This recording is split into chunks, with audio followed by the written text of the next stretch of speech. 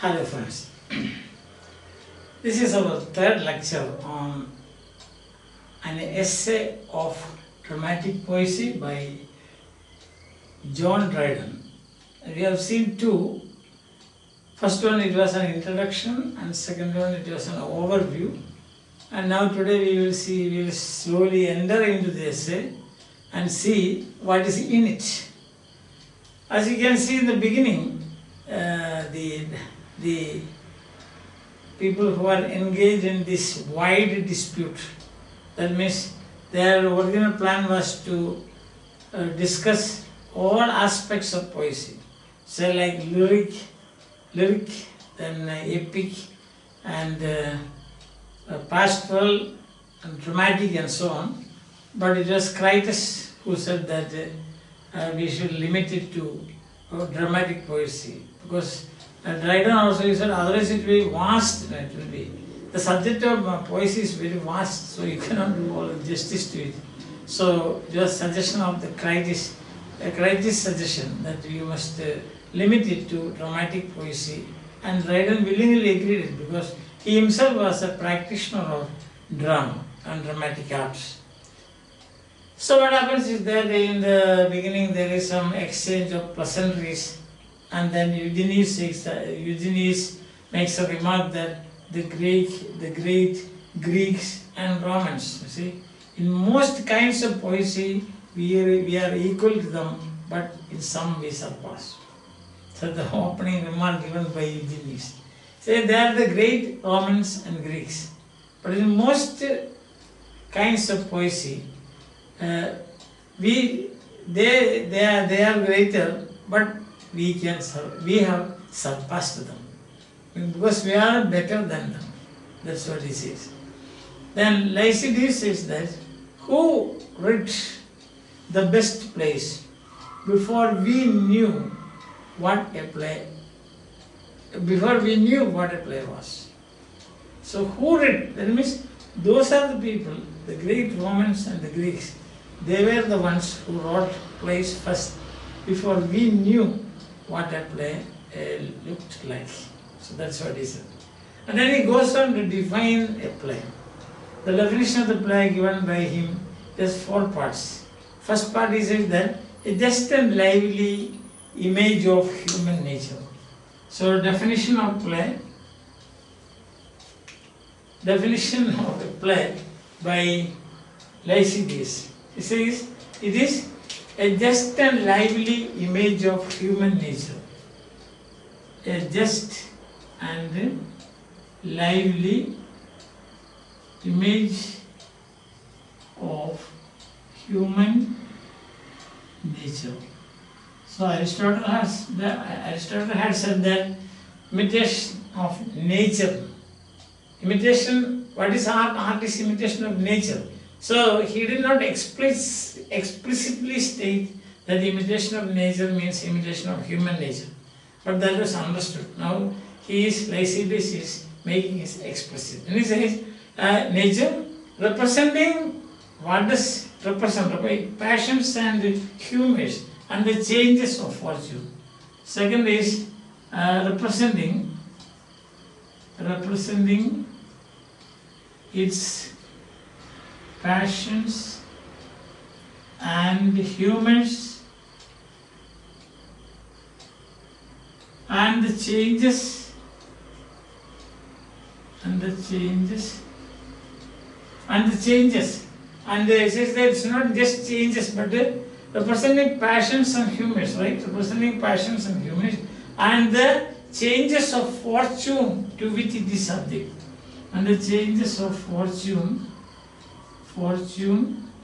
to which it is subject, you can say. So that is the third part of it, no? Changes of fortune. And for what? For the delight and instruction of mankind. For the delight and instruction of mankind. So you can see this is a kind of a version of Aristotle's definition of tragedy. What does Aristotle say? Aristotle said, tragedy is an imitation of an action that is serious, complete, and of a certain magnitude. In language embellished with each kind of ornament, several kinds found in separate parts of the play in the form of action, not of narration, through pity and fear, effecting catharsis, the right catharsis. Through pity and fear, effecting the right catharsis. So once again, Aristotle said, we will go through that definition once again, and that is tragedy. Tragedy is an imitation of an action that is complete, serious, and of a certain magnitude. In language embellished with each kind of ornaments, several kinds found in separate parts of the play, in the form of action, not of narration, through pity and fear, affecting the right catharsis. This is purification. That's what he said. Now look at this. Same thing. A just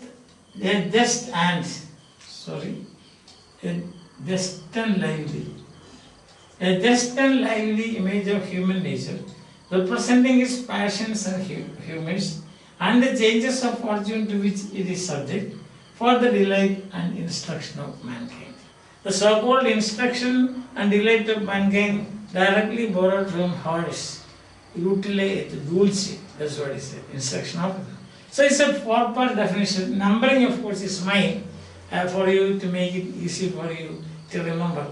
Because when you are answering a question, it's good that you quote such definitions. That's why I have given it like this. Alright, so this is definition Lycidas. And then Critias goes on to defend. Not defend actually, admire or praise. He doesn't defend the ancients, but he praises the ancients. Or you can say he admires the ancients. 3, 4, 5, 6 reasons. Half a dozen reasons you can see. Less than half a dozen reasons. That's the 5 reasons you can see.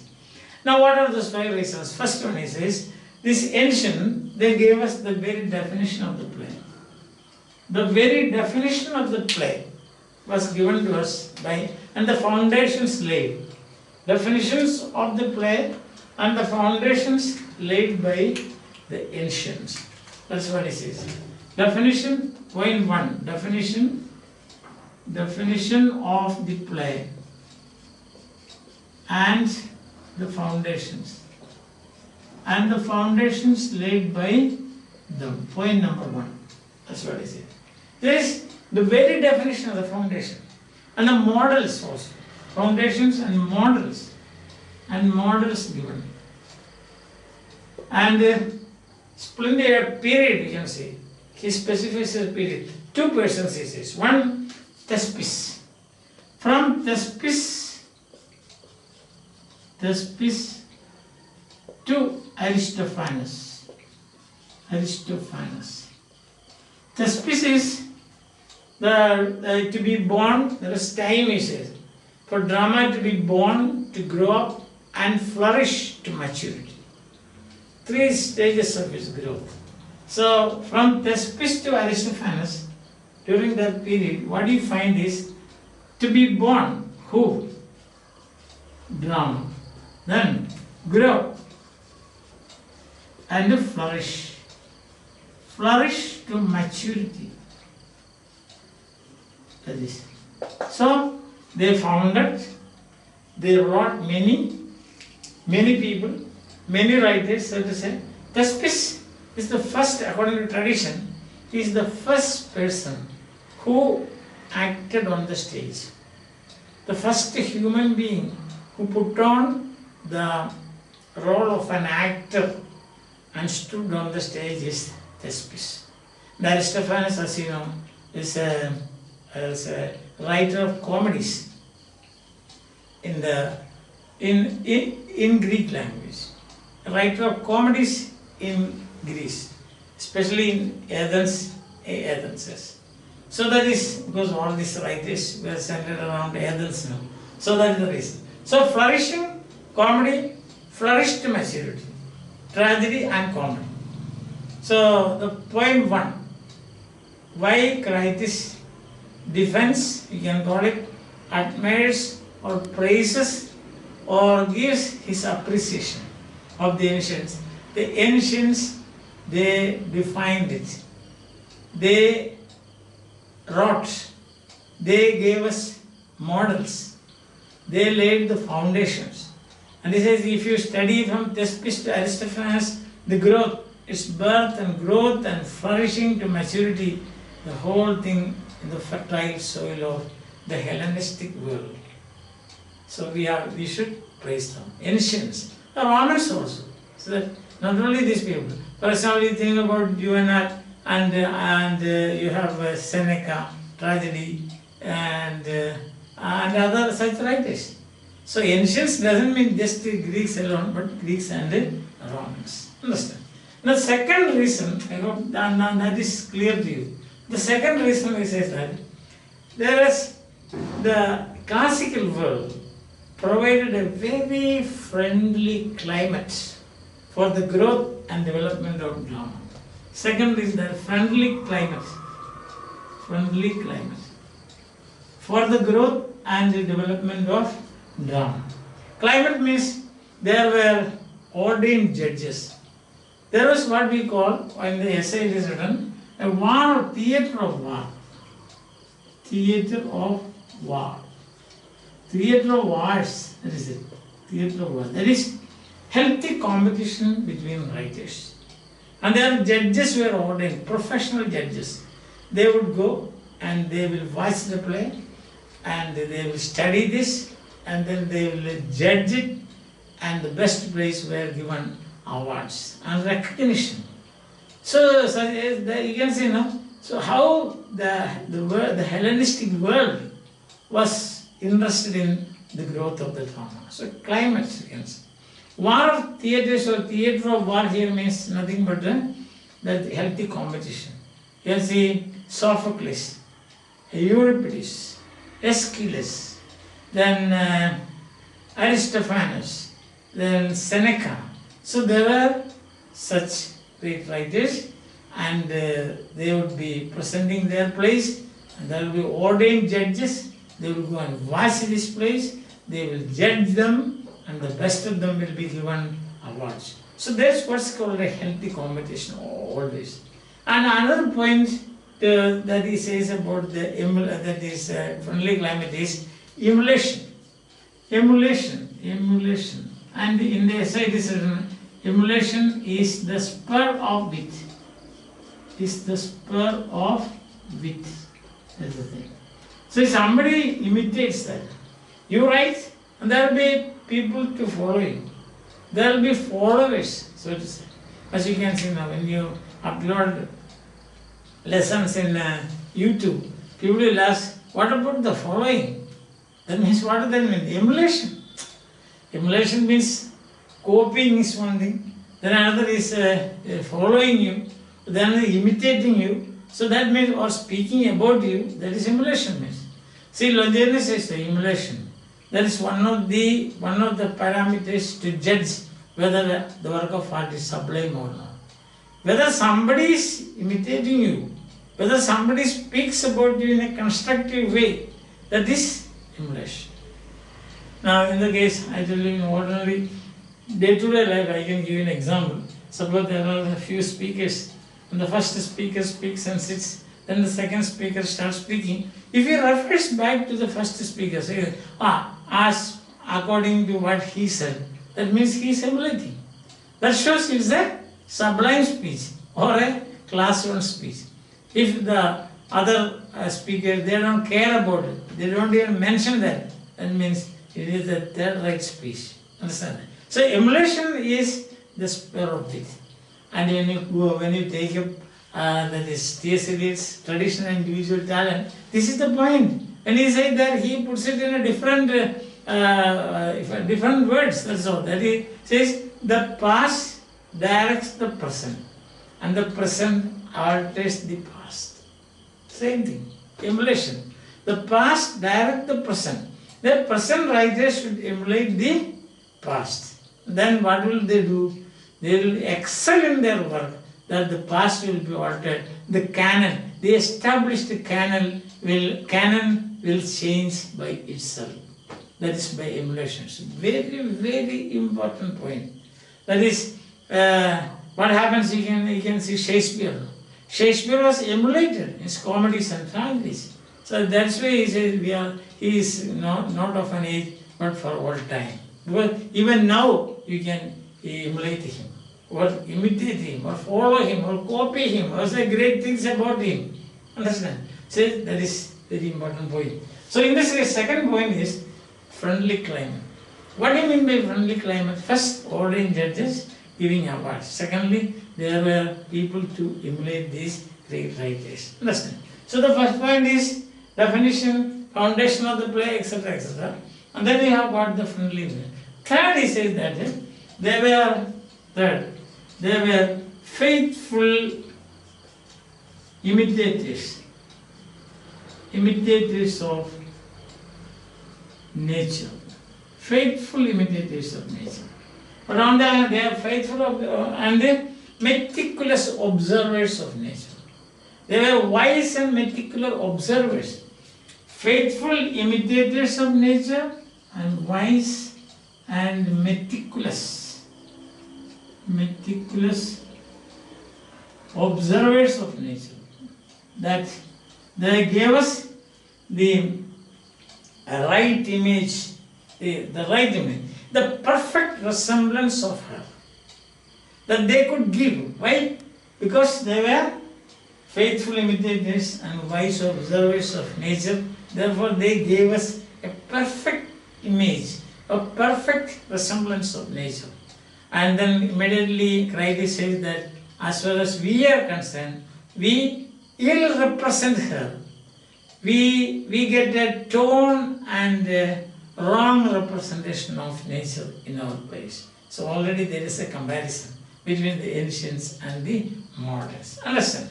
And the fourth point is, they were the lawgivers. Lawgivers. Aristotle was a lawgiver, Horace was a lawgiver, Longinus was a lawgiver. Lawgivers. So as I said, especially it's about tragedies. Tragedy is an imitation of an action. That's the law. It's an imitation of an action, Aristotle. And Horace, decorum of the stage. Decorum of the stage. For Horace it is decorum of the stage. For Aristotle it is an action. That means there should be only single plot. Single plot, single story and single concernments. Not two plots as the English do it. That's what he says. English dramas you find 2, 3 or 4 plots you will find. That is an exaggeration, but minimum there will be 2.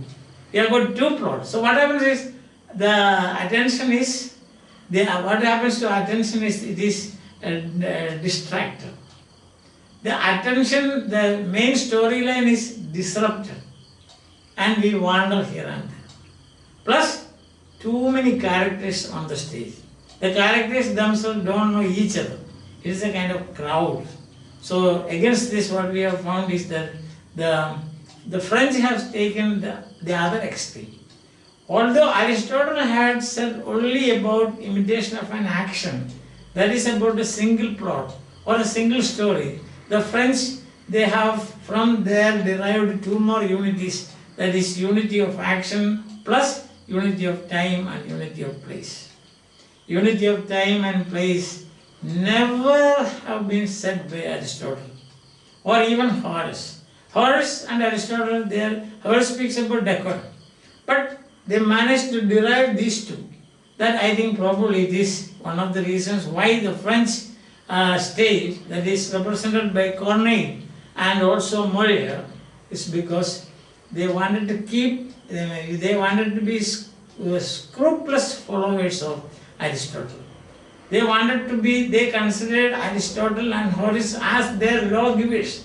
So they wanted to observe that. So they took it like, as we say, no, don't be more than a Catholic than the Pope. There is a statement like that. There's a saying, don't be more than a Catholic. Don't be more a Catholic than the Pope.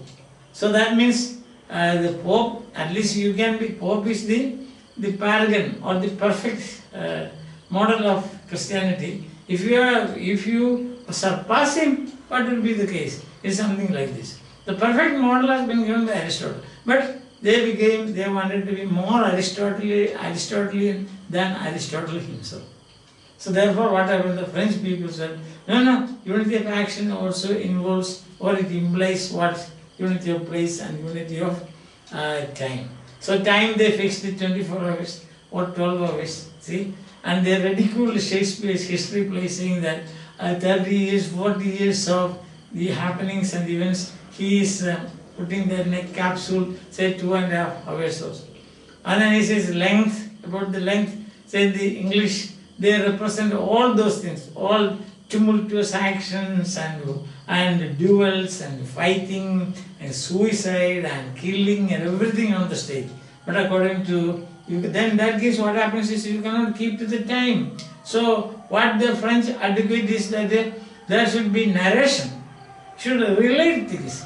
A lot of things can be related, see? And Sir Philip Sidney also agrees with this kind of approach, because he says, don't start a play ab ovo. That in the Sydney lectures, I have given is 20 Sydney lectures on this defense of poesy by Sydney, and one of those lectures is specially stresses that don't begin a play ab ovo. Ovo means egg, from egg. That is, lot of things you can narrate and you can relate, and then so that what happens is that you can keep to the time. So they were the lawgivers. They are the first to give this law. Understand that? And then a fifth point is it enough? Can you see this? The fifth point it says is that these heroes of Homer. So especially says heroes of Homer. Yes, these are Greek heroes, you can say. Greek and Roman heroes. They are hearty men. They were men of great appetite. They liked to eat. They were great eaters. They liked beef broiled on coals. Just we think about broiled chicken now. So they ate beef, huge quantities of beef. They were so much starving people, full of passionate. Their love scenes were hearty love scenes, not like those of the French. They are talking now. They are talkative and very, very soft love scenes they have. So that's the fifth reason. The heroes created by them, they were really great men, Spartan-like, Hector, Achilles, see that? And Virgil, that is Virgil's hero, Aeneas, he was a great avatar, means he is proclaiming his own virtues, not a humble human being like that. He said, I am virtuous, so you see I am virtuous. There's a reason for that. So asserting, men very virile, see, virile and hearty and strong and robust and good eaters. There is some life in them. There is some soul in them. All the creations of these great Romans and Greeks, they were also great. After, can we find in the dramatic history or history of drama anyone like Achilles, other than Achilles? Or anyone like Hector, other than Hector? Or anyone more beautiful than Helen, other than Helen, created by that is in the Trojan War, the story of the Troy, the Iliad, can you see? No, you cannot see. So such mighty men and women. Mighty men and women, the characters. So what do you find today, even in the Elizabethan stage, or in the modern street fighter, they are shadows of these people. There's no life, no soul. If I especially speaks about French characters, they are mere what do you call? He says that. So according to in this essay somewhere it is they are talk people. Their romance is talking. That's all, not doing anything. Understand that? So that is the type of the vigor of invention. That's what Longinus says. The vigor of invention. One of the parameters of sublimity is the vigor of invention. That's that. And imagination. Mightier than your mind can hold. The heroes of the great Romans and Greeks, they were mightier than creatures mightier than those kinds of people whom your imagination can hold. Understand? So that is another reason he praises. And so 5 reasons I have already stated. One, they have given the definition of the play, the foundations and the models, from Thespis, the first actor, to Aristophanes, the writer of comedies. Drama to be born, drama to grow up, drama to flourish to maturity. Second, climate was friendly. There was theatre of wars, that is healthy competition, there is emulation. Judges, historians recorded with great enthusiasm the failures and successes of these writers. So there were historians, there were judges, there were healthy competition, and we have seen emulation. And third, they are the faithful imitators of nature, the wise and meticulous observers, and therefore they gave us faithful picture of nature. What about the English and the French and the Elizabethans and moderns? They are given ill-represented nature. Torn and ill-represented. Torn. Nature has been torn and ill-represented. Already there is comparison. And for this, they were the lawgivers. And action from the French derived some ideas like definition. When we come to the French writers, then Lycidius will be speaking for the French stage, and then we will see more about this unities of time, place, and action, and we can compare it to the English stage. Shakespeare also. Yeah.